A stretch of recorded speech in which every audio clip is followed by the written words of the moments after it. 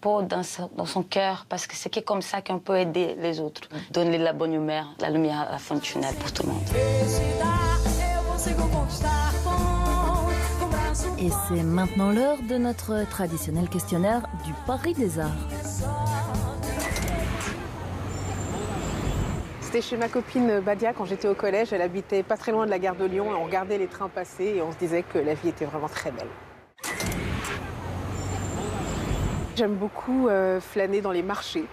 Alors, il y a un marché boulevard Richard Lenoir, il y a le marché de Belleville, il y a les marchés couverts aussi, le marché Saint-Quentin. J'adore les marchés. J'adore parler aux marchands, j'adore. Sur les quais, la nuit, quand il n'y a aucune voiture, je trouve que c'est pas mal. Oui, les gens, les Parisiens m'inspirent beaucoup. Tous ces visages mélangés, le monde entier est convoqué, ça m'inspire énormément. Il y a plein d'endroits, mais là, celui qui me vient là tout de suite, c'est chez Dom. Et ça se trouve rue des Vinaigriers à Paris. Et dans la même rue des Vinaigriers, il y a la pâtisserie La Fabrique à gâteaux que je recommande à tout le monde. Ronchon, mais sympa. La parisienne, chic quand même. Et peut-être... Non, c'est tout. Multiple. Merci Aïssa. Merci Valérie. Vous pouvez bien sûr retrouver l'émission consacrée à Aïssa Maïga sur notre site internet france24.com. Et puis vous le savez maintenant, le Paris des Arts se poursuit également sur les réseaux sociaux. À très vite.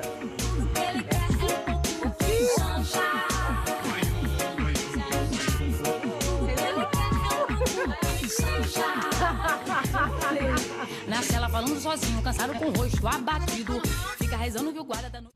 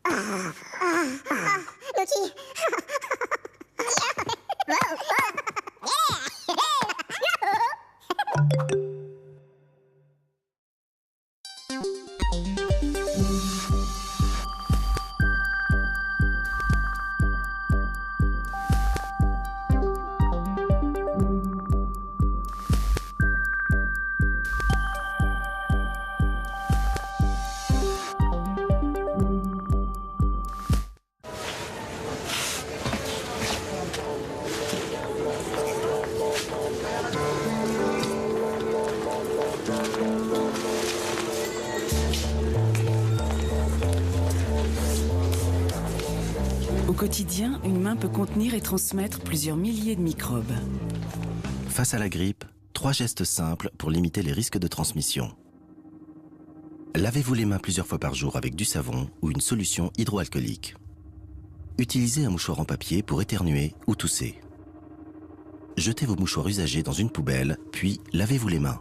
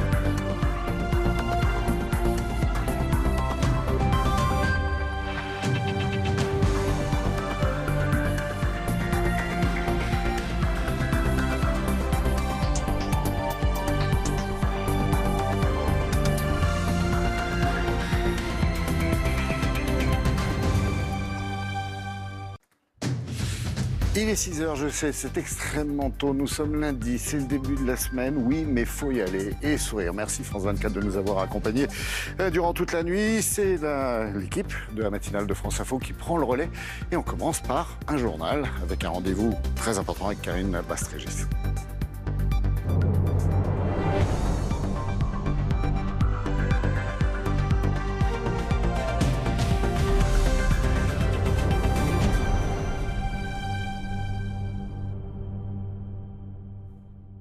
Eh oui, premier journal, c'est très important pour prendre connaissance effectivement de l'actualité ce lundi matin. Puis une actualité intéressante puisqu'Isabelle Huppert décroche le titre de meilleure actrice dans un film dramatique aux Golden Globes. À tout de suite.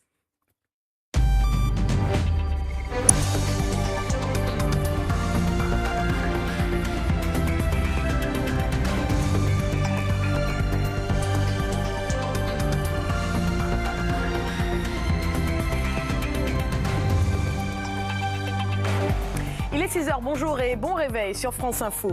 Les Golden Globes et le film Elle de Paul Verhoeven qui offre à Isabelle Huppert le titre de meilleure actrice. Elle qui décroche par ailleurs le Golden Globe du meilleur film étranger.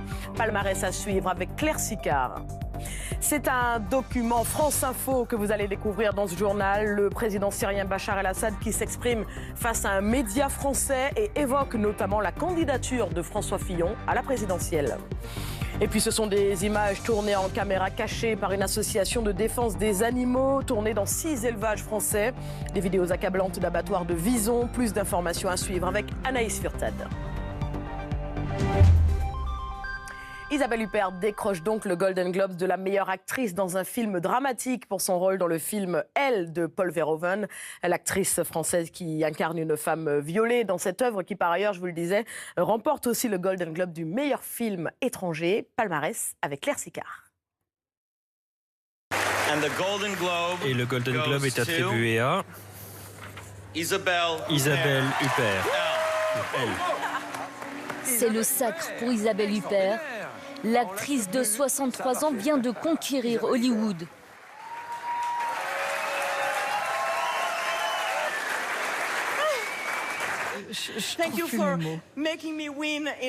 Merci de me faire gagner dans un film français réalisé par un Hollandais en Amérique.